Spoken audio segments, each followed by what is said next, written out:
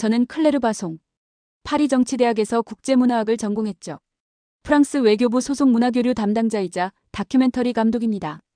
파리가 빛의 도시라 불리는 이유를 잊은 지 오래였습니다.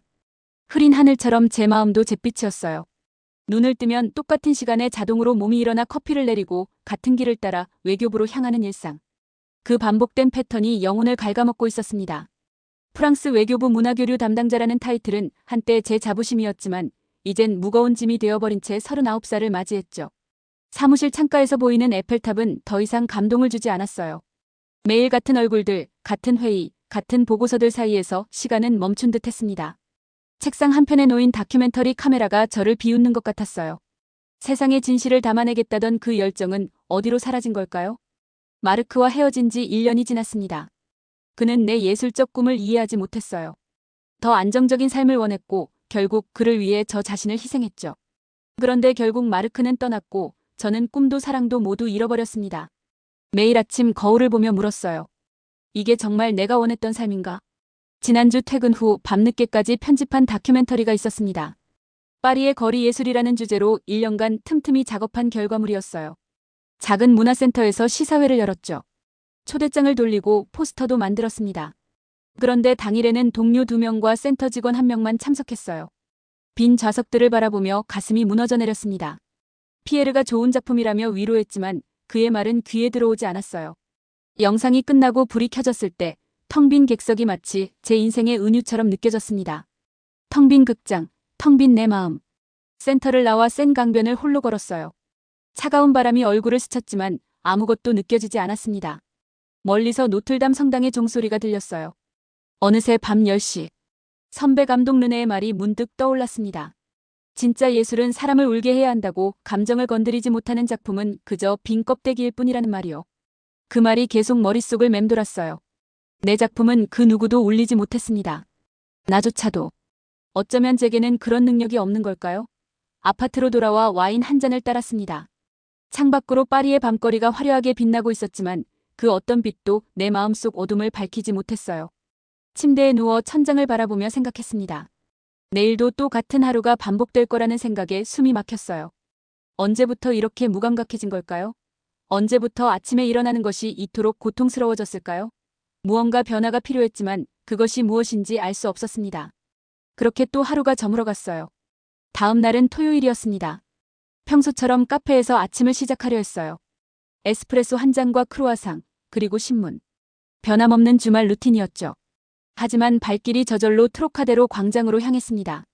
에펠탑이 보이는 그곳에서 사진 몇 장 찍으며 시간을 보내려 했어요. 광장에 도착했을 때는 평소와 다름없는 관광객들로 붐볐습니다. 여행객들은 에펠탑을 배경으로 사진을 찍느라 바빴어요. 벤치에 앉아 사람들을 구경하는 것도 나름 소소한 즐거움이었죠. 태양이 따스하게 내리쬐는 봄날, 잠시나마 일상의 고민을 잊을 수 있었습니다. 그때였어요. 갑자기 광장 한쪽에서 움직임이 포착됐습니다. 처음에는 또 다른 관광객 무리인 줄 알았어요.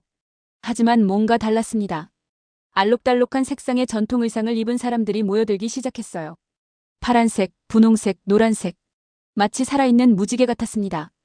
호기심이 생겨 가까이 다가갔어요. 약 50명 정도가 원형으로 모여 있었습니다. 대부분 동양인이었고 모두 비슷한 전통 복장을 하고 있었어요.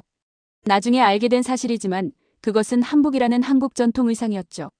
갑자기 그들 중 한 사람이 작은 북을 두드리기 시작했습니다.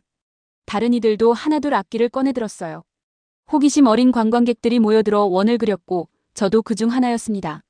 무언가 특별한 일이 일어날 것 같은 예감이 들었어요. 그리고 노래가 시작됐습니다. 처음 들어보는 선율이었어요. 어떤 언어인지 알 수 없었지만 첫 소절부터 가슴을 파고들었습니다. 아리랑, 아리랑, 아라리요. 아리랑 고개로 넘어간다. 단순한 멜로디였지만 그 안에 담긴 감정은 복잡했어요. 슬픔과 희망, 그리움과 의지가 묘하게 섞여 있었습니다. 한 소절, 두 소절. 노래가 진행될수록 이상한 일이 벌어졌어요. 제 가슴 한구석이 묵직해지더니 눈가에 뜨거운 것이 맺혔습니다. 모르는 노래에 모르는 사람들 앞에서 눈물을 보이고 싶지 않았죠. 하지만 노래가 절정에 달했을 때 더 이상 참을 수 없었습니다. 뺨을 타고 눈물이 흘러내렸어요. 손으로 닦아내려 했지만 멈추지 않았습니다. 통제할 수 없는 감정의 홍수였어요. 주변을 둘러보니 다른 관광객들도 감동한 표정이었지만 저처럼 눈물을 흘리는 사람은 없었습니다. 왜 나만 이렇게 무너진 걸까요? 마치 그 노래가 제게만 특별한 메시지를 전하는 것 같았어요. 이해할 수 없는 언어였지만 영혼이 반응하고 있었습니다. 노래가 끝나고 사람들이 박수를 치기 시작했어요. 플래시몹 참가자들은 환하게 웃으며 서로를 축하했습니다. 하지만 저는 그대로 얼어붙었어요. 다리가 움직이지 않았습니다. 가슴이 너무 아팠어요. 마치 오랫동안 단단히 닫혀있던 문이 갑자기 열린 것 같았죠. 사람들이 하나둘 흩어지기 시작했을 때도 저는 그 자리에 서 있었습니다. 한 젊은 여성이 다가와 괜찮은지 물었어요. 프랑스어로 물었지만 약간의 억양이 있었습니다. 고개를 끄덕였지만 사실 괜찮지 않았어요. 무언가가 내 안에서 깨어나고 있었습니다. 무슨 노래였냐고 간신히 물었어요. 그녀는 아리랑이라고 한국의 민요라고 답했습니다. 오늘은 한국의 문화를 알리는 특별한 날이라고 했어요. 그녀는 작은 안내 책자를 건네주고 자리를 떠났어요. 하지만 그 노래는 제 안에 남았습니다. 집으로 돌아가는 길 내내 그 선율이 귓가에 맴돌았어요. 아리랑, 아리랑, 아라리요. 집에 돌아온 후에도 그 노래는 제 머릿속에서 떠나지 않았습니다. 노트북을 켜고 구글에 아리랑을 검색했어요. 수많은 결과가 나왔죠. 아리랑은 한국의 대표적인 민요였고 유네스코 인류 무형문화유산으로 등재되어 있었습니다. 지역마다 다른 버전이 있었고 가사에는 한국의 역사와 민족적 아픔이 담겨 있다고 했어요. 인터넷으로 아리랑을 찾아 들었습니다. 다양한 버전이 있었지만 오늘 광장에서 들은 것과는 뭔가 달랐어요. 거기에는 없는 감정의 울림이 있었죠. 유튜브에서 수십 개의 영상을 보며 밤을 지새웠습니다. 한국의 역사, 문화, 그리고 아리랑의 의미에 대해 알아갈수록 더 혼란스러웠어요. 왜 이 노래가 내게 이토록 강한 영향을 미쳤을까요? 마치 잃어버린 기억을 되찾은 것 같은 묘한 감각이었습니다. 트로카데로 광장에서 받은 안내 책자를 다시 펼쳤어요. 거기에는 플래시몹을 주최한 파리 한국문화교류회의 연락처가 적혀 있었습니다. 다음 날 아침 사무실에 출근했지만 일에 집중할 수 없었어요. 동료 소피가 걱정스럽게 안색이 안 좋아 보인다며 괜찮냐고 물었습니다. 괜찮다고 대답했지만 사실은 밤새 잠을 이루지 못했어요. 그 노래가 계속 귓가에 맴돌았거든요. 점심시간에 핑계를 대고 트로카데로 광장으로 달려갔습니다. 어제의 흔적을 찾을 수 있을까 싶었죠. 하지만 이미 모두 사라진 후였어요. 그곳에는 평소와 다름없는 관광객들만 있었습니다. 실망한 채 벤치에 앉아 있는데 우연히 어제 봤던 한국인 학생과 마주쳤어요. 그가 먼저 알아보고 어제 공연이 좋았는지 물었습니다. 프랑스어가 유창했어요. 정말 감동적이었고 주최자를 만나고 싶다고 말했죠. 그는 흔쾌히 주최자 연락처를 알려주었습니다. 김지원이라는 이름의 한국 유학생이었어요. 바로 전화를 걸었죠. 다행히 김지원은 제 제안에 관심을 보였고 그날 오후 만나기로 했습니다. 카페에서 김지원을 만났어요. 25살 정도로 보이는 젊은 여성이었습니다. 파리예술대학에서 공부하는 유학생이었어요. 그녀가 왜 아리랑에 관심이 있는지 물었어요. 어떻게 설명해야 할지 망설였습니다. 사실 저도 잘 모르겠다고 그 노래를 듣는 순간 설명할 수 없는 감정이 밀려왔다고요. 마치 오랫동안 잊고 있던 무언가를 떠올린 것 같았다고 말했어요. 김지원은 잠시 생각에 잠기더니 말했습니다. 아리랑은 단순한 노래가 아니라고 했어요. 민요가 민족의 눈물이라고 하듯 한국인들에게 아리랑은 역사와 함께한 영혼의 노래라고요. 그 말을 들었을 때 이상한 감정이 밀려왔어요. 프랑스 문화부에서 일하면서도 이런 깊은 문화적 울림을 느낀 적이 없었습니다. 우리는 예술을 분석하고 전시하고 보존하지만 이렇게 가슴으로 느끼는 경우는 드물었어요. 김지원이 제 카메라 가방을 보고 다큐멘터리 감독인지 물었습니다. 그런 셈이라고 외교부 일이 본업이지만 그렇다고 답했어요. 그녀는 아리랑에 대한 다큐멘터리를 만들어 보는 건 어떻겠냐고 제안했습니다. 외국인의 시선으로 본 아리랑이라면 정말 새로울 것 같다고요. 그 제안이 마음을 두드렸습니다. 어쩌면 이것이 내가 찾던 것일지도 모른다는 생각이 들었어요. 오랫동안 잃어버렸던 예술적 열정이 다시 피어오르는 느낌이었습니다. 플래시몹에 참여한 다른 분들도 만날 수 있을지 물었어요. 김지원은 환하게 웃으며 고개를 끄덕였습니다. 이번 주말에 모임이 있으니 오면 다들 반겨줄 거라고 했어요. 카페를 나오며 하늘을 올려다봤습니다. 파리의 하늘이 유난히 맑았어요. 뭔가 중요한 걸 놓치고 있었던 게 분명했습니다. 오랫동안 제 안에 갇혀있던 감정들, 어쩌면 그것을 깨우는 열쇠를 발견한 것인지도 모르겠어요. 그날 밤 결심했습니다. 이 울림의 정체를 찾아야 한다고요. 아리랑이 왜 나를 울렸는지 그 비밀을 찾고 싶었습니다. 마르크와의 이별 후 처음으로 무언가에 열정을 느꼈어요. 잠들기 전 마지막 생각은 내일 사무실에 가서 휴직 신청을 해야겠다였습니다. 아침 일찍 사무실에 도착했습니다. 평소보다 2시간이나 일찍 출근한 거였죠. 책상 위에는 밤새 작성한 휴직 신청서가 놓여 있었어요. 3개월간의 휴직. 개인적인 프로젝트를 위해서라고 적었습니다. 상사인 필립이 출근하기를 기다렸어요. 필립은 신청서를 보더니 놀란 표정을 지었습니다. 3개월이나 휴직하는데 무슨 일이냐고 물었어요. 다큐멘터리 프로젝트를 진행하려고 한다고 한국에 관한 내용이라고 설명했습니다. 필립은 의아한 표정으로 저를 바라봤어요. 갑자기 한국이라니 뭔가 특별한 이유라도 있냐고 물었죠. 말하기 어려웠습니다. 트로카데로 광장에서 눈물을 흘렸다는 이야기, 그리고 그 이후로 계속된 감정의 혼란에 대해 설명하는 것은 쉽지 않았어요. 하지만 진심을 전하고 싶었습니다. 제가 지금 무엇을 찾고 있는지 정확히 말씀드리긴 어렵지만 이건 정말 중요한 여정이 될 것 같다고 말했어요. 저에게도 어쩌면 제 작품을 통해 다른 사람들에게도요. 필립은 잠시 생각에 잠겼다가 신청서에 서명했습니다. 지금껏 한 번도 휴가를 제대로 쓴 적 없었으니 괜찮다고 다녀와서 좋은 작품 보여달라고 했어요. 그의 눈빛은 제가 예상했던 것보다 훨씬 이해심이 깊었습니다. 사무실을 나와 곧바로 여행사로 향했습니다. 서울행 항공권을 예약했어요. 일주일 후 출발, 귀국은 열린 상태로 두었습니다. 언제 돌아올지 확신할 수 없었거든요. 그리고 호텔도 예약했죠. 인터넷으로 찾은 서울 중심가의 작은 호텔이었습니다. 집으로 돌아와 짐을 꾸리기 시작했어요. 무엇을 가져가야 할지 고민이 됐습니다. 결국 다큐멘터리 장비와 일기장만 챙겼어요. 나머지는 현지에서 해결하기로 했죠. 오랜만에 느끼는 설렘이었습니다. 마르크와 헤어진 후 처음으로 심장이 뛰는 느낌이었어요. 김지원에게 연락해 한국행 계획을 알렸습니다. 그녀는 기뻐하며 서울에서 만날 약속을 했어요. 처음 가는 나라에서 아는 사람이 있다는 건 큰 위안이 되었습니다. 출발 전날 밤 다시 한번 아리랑에 관한 자료들을 찾아봤어요. 한국 역사에서 아리랑의 의미, 여러 지역의 다양한 버전들, 그리고 그 노래가 한국인들에게 어떤 의미인지에 대한 글들을 읽었습니다. 더 알고 싶었어요. 왜 내가 그토록 강한 감정적 반응을 보였는지 이해하고 싶었습니다. 비행기 안에서 창밖을 바라보며 생각에 잠겼어요. 12시간의 비행. 파리에서 서울까지. 물리적인 거리만큼이나 제 마음의 여정도 멀게 느껴졌습니다. 내가 왜 그 노래에 울었을까? 어떤 마법 같은 힘이 내 마음을 움직인 걸까? 한국에 도착하면 그 답을 찾을 수 있을까? 스스로에게 이건 예술적 순례라고 말했어요. 영혼을 되찾기 위한 여정이라고. 그동안 얼마나 마음이 메말라 있었는지, 얼마나 감정이 무뎌져 있었는지 깨달았습니다. 아리랑은 마치 단단한 껍질을 깨고 내면의 진실을 드러내는 망치 같았어요. 비행기에서 와이파이를 연결해보니 트로카데로 광장의 아리랑 플래시몹 영상이 이미 유튜브에서 수백만 조회수를 기록하고 있었습니다. 댓글들은 다양한 언어로 가득했어요. 프랑스어, 영어, 스페인어, 그리고 물론 한국어도 있었죠. 많은 사람들이 감동을 표현하고 있었습니다. 댓글 중 하나가 눈에 띄었어요. 음악은 국경을 넘어 마음에 직접 닿는다는 내용이었죠. 정확히 그런 느낌이었습니다. 언어도 문화도 달랐지만 그 노래는 제 마음 깊은 곳을 건드렸어요. 어쩌면 내가 찾는 답은 한국에 있을지도 모릅니다. 기내식을 먹으며 비행기 화면으로 한국 영화를 보기 시작했어요. 국제시장이라는 영화였습니다. 한국의 현대사를 다룬 이야기였죠. 영화 속에서도 아리랑이 잠깐 등장했을 때 또다시 가슴이 뭉클해졌어요. 이건 분명 우연이 아니었습니다. 뭔가 저를 부르고 있었어요. 그렇게 서울을 향해 날아갔습니다. 인천공항에 도착했을 때 낯선 언어와 문화에 당황했어요. 안내판은 한글과 영어로 쓰여 있었지만 주변의 대화 소리는 모두 낯설었습니다. 그래도 그 노래의 힘이 저를 이끌었어요. 공항에서 택시를 타고 예약해둔 호텔로 향했습니다. 창밖으로 보이는 서울의 풍경이 신기했어요.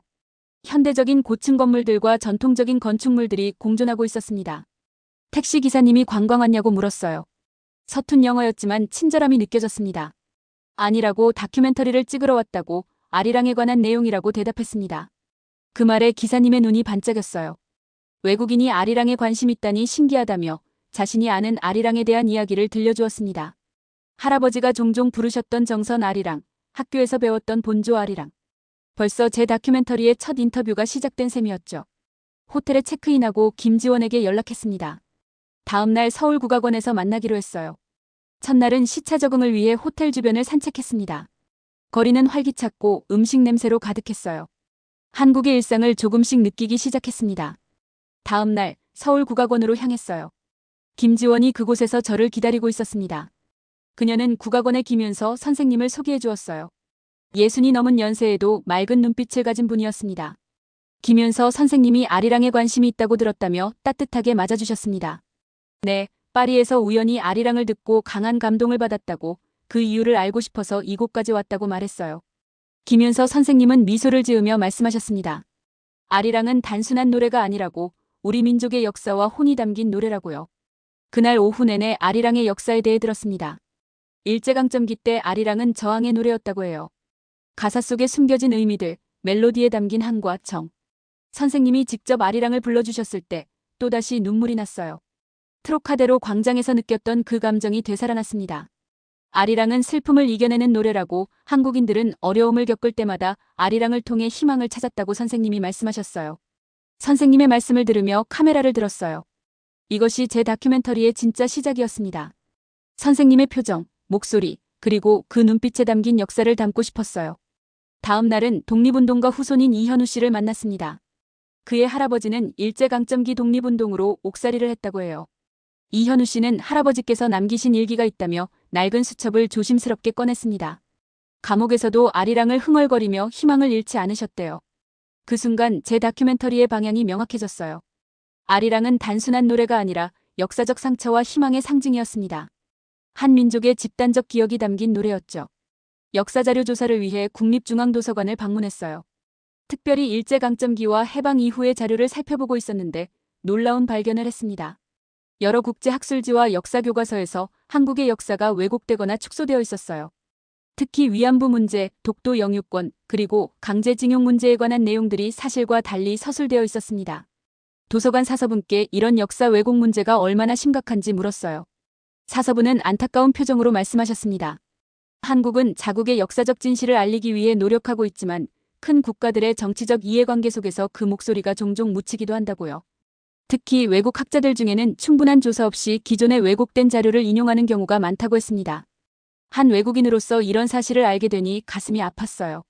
역사 왜곡이 어떻게 학계에서 반복되는지, 그리고 그것이 어떤 상처를 남기는지 실감할 수 있었습니다. 한국은 너무 조용히 진실을 말하고 있었던 거예요. 아리랑처럼 슬프게 하지만 강인하게. 그날 밤 호텔방에서 촬영한 영상들을 보며 생각했습니다. 이제 내 다큐멘터리는 단순한 문화 소개가 아니라 역사적 진실에 관한 이야기가 되어야 했어요. 억압받은 진실의 울림을 담고 싶었습니다. 제가 트로카데로 광장에서 눈물을 흘렸던 이유가 조금씩 이해되기 시작했어요. 아리랑에는 인간의 보편적인 감정, 고통과 희망의 메시지가 담겨 있었습니다. 그것이 언어의 장벽을 넘어 제 마음을 움직인 거였어요. 김윤서 선생님의 조언을 따라 강원도 정선으로 향했습니다. 아리랑의 본고장이라고 합니다. 서울에서 버스를 타고 3시간을 달려 도착한 정선은 산으로 둘러싸인 평화로운 마을이었어요. 눈이 내리기 시작했습니다. 하얀 눈이 내리는 산골 마을의 풍경이 마치 동화 속 같았어요. 정선 아리랑 연구소를 찾았습니다. 박민호 소장님이 반갑게 맞아주셨어요. 멀리서 오셨네요. 정선 아리랑에 관심이 있으신가 봐요 라고 물으셨죠. 네, 파리에서 우연히 아리랑을 듣고 그 매력에 빠져 여기까지 왔다고 대답했습니다. 박 소장님은 환하게 웃으셨어요. 정선 아리랑은 특별하다고 가락도 다르고 이야기도 풍부하다고 말씀하셨습니다.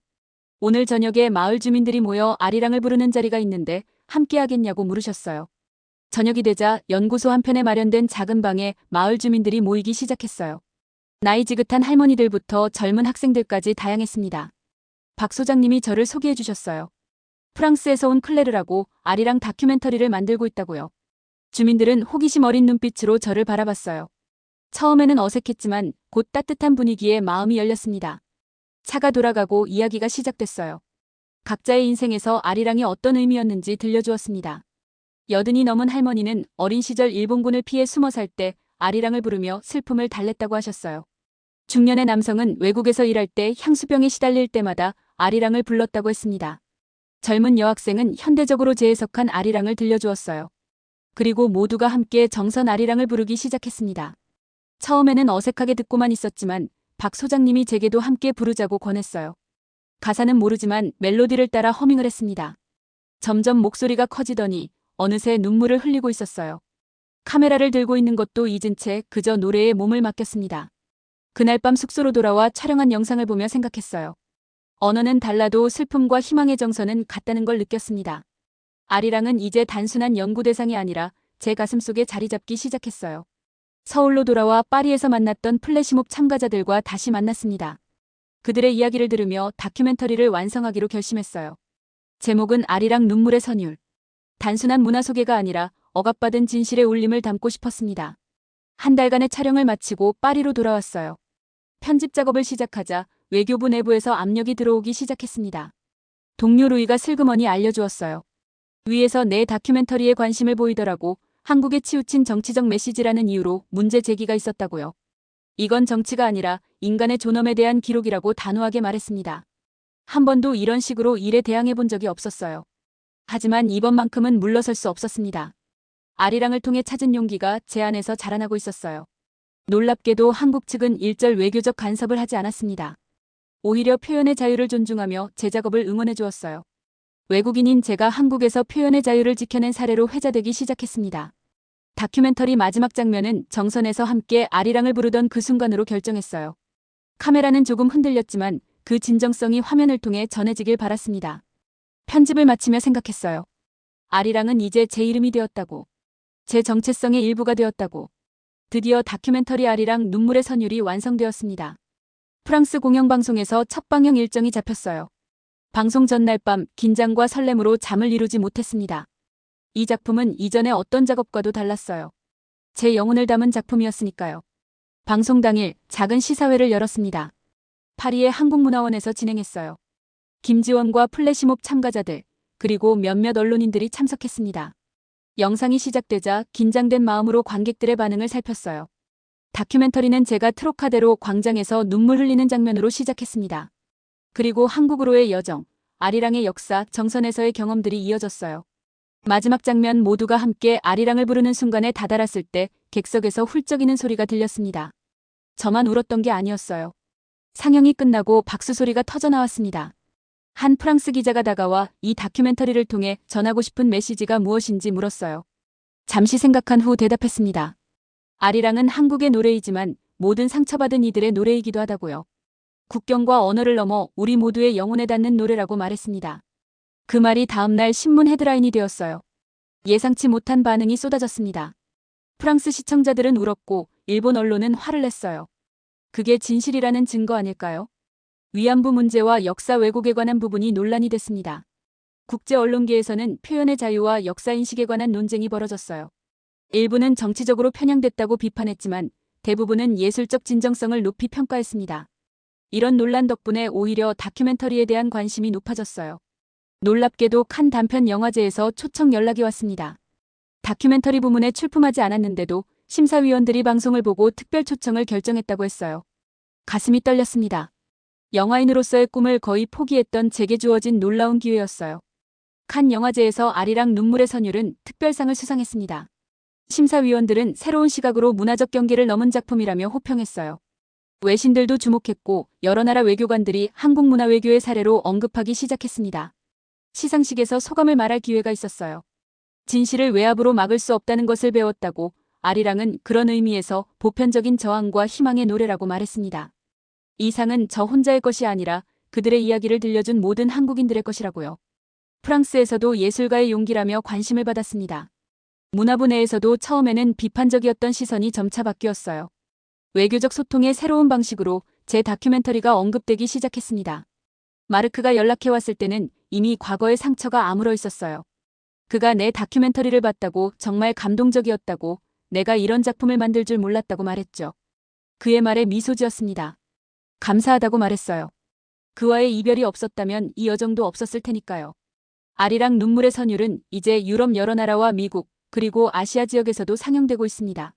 민간 문화 교류가 정부 차원의 외교보다 더 큰 효과를 보여준 사례로 연구되기도 했어요. 한 노래가 이토록 큰 파장을 일으킬 수 있다는 사실이 놀라웠습니다. 다큐멘터리의 성공은 저에게 새로운 삶의 방향을 제시해 주었어요. 더 이상 예전의 클레르가 아니었습니다. 아리랑을 통해 찾은 새로운 자아, 그리고 그 울림을 전 세계에 전하고 싶다는 열망이 생겼어요. 다큐멘터리의 성공 이후 큰 결심을 했습니다. 10년 넘게 일했던 외교부를 사직하기로 했어요. 안정된 직장을 떠나는 것은 쉬운 결정이 아니었지만 내 안의 목소리를 더 이상 무시할 수 없었습니다. 떠나는 날 동료들이 작은 송별회를 열어주었어요. 소피가 아쉬워하며 정말 떠나는 거냐고 물었습니다. 새로운 시작을 하려고 한다고 문화예술 NGO를 설립할 계획이라고 대답했어요. 그렇게 경계 없는 문화라는 이름의 비영리 단체를 설립했습니다. 목표는 간단했어요. 문화적 경계를 넘어 사람들의 마음을 연결하는 것. 첫 프로젝트로 당신의 아리랑 인터뷰 시리즈를 기획했습니다. 세계 각지의 사람들에게 그들만의 아리랑이 무엇인지 묻는 작업이었어요. 아프리카의 난민 캠프부터 중동의 분쟁 지역, 남미의 원주민 마을까지 카메라를 들고 세계를 돌아다녔습니다. 각자의 언어로 각자의 방식으로 표현하는 슬픔과 희망의 이야기들. 그들에게 아리랑을 들려주고 그들만의 아리랑을 찾아 기록했어요. 시리아 난민 소녀 아미나는 폐허가 된 고향을 그리워하는 자장가를 불렀습니다. 콜롬비아의 노인 호세는 내전 시기 부르던 저항의 노래를 들려주었어요. 그들의 노래는 모두 달랐지만 그 안에 담긴 감정은 놀랍도록 비슷했습니다. 아리랑의 정신이 전 세계에 존재하고 있다는 것을 발견했어요. 한국을 자주 방문하게 되었습니다. 이제는 서울의 거리도 친숙해졌고 간단한 한국어도 할 수 있게 되었어요. 김윤서 선생님과 정선의 박 소장님과는 정기적으로 연락을 주고받았습니다. 그들은 제가 한국 문화에 더 깊이 다가갈 수 있도록 도와주었어요. 어느 날 김윤서 선생님이 한국 전통 무용을 배워보는 건 어떻겠냐고 제안하셨습니다. 춤으로 표현하는 아리랑이 있다고요. 그렇게 한국 전통 무용을 배우기 시작했어요. 처음에는 어색했지만 점점 몸에 익숙해졌습니다. 몸으로 표현하는 또 다른 언어를 배우는 셈이었죠. 부채춤, 살풀이 그리고 승무까지. 몸을 움직일 때마다 내 안에 아리랑이 울려 퍼지는 느낌이었습니다. 춤을 추며 깨달았어요. 우리는 모두 자신만의 아리랑을 가지고 있다는 것을요. 슬픔을 이겨내고 희망으로 나아가게 하는 그런 노래가 모두에게 있습니다. 다만 그것을 발견하지 못했을 뿐이죠. 제가 하는 일은 그 발견을 돕는 것이었어요. 파리와 서울을 오가며 삶의 균형을 찾았습니다. 때로는 강연을 하고 때로는 워크숍을 진행했어요. 청중들에게 자신만의 아리랑을 찾으라고 격려했습니다. 그들의 눈빛이 반짝이는 순간을 볼 때마다 가슴이 따뜻해졌어요. 세계 각지에서 촬영한 당신의 아리랑 시리즈는 온라인 플랫폼을 통해 공개되었고 열렬한 반응을 얻었습니다. 사람들은 서로 다른 문화와 언어 속에서 공통된 인간성을 발견했어요. 유네스코에서는 이 프로젝트를 문화 다양성의 모범 사례로 선정했습니다. 오늘은 제 41번째 생일입니다. 2년 전 트로카데로 광장에서 눈물 흘리던 그날을 생각하면 얼마나 많은 것이 변했는지 놀랍기만 해요. 그날의 클레르는 이제 없습니다. 그 자리에 새로운 클레르가 서 있어요. 아리랑을 통해 자아를 회복한 사람, 그리고 이제는 그 울림을 다른 이들에게 전하는 사람으로 말이죠. 여러분도 혹시 자신만의 아리랑이 있나요? 여러분을 울리고 위로하고 다시 일어서게 하는 그런 노래가 있다면 댓글로 들려주세요. 어쩌면 우리 모두는 서로 다른 아리랑을 부르며 살아가고 있는지도 모릅니다. 그 노래들이 함께 어우러질 때 세상은 더 아름다워질 거예요. 경청해주셔서 감사합니다. 행복한 하루 되세요.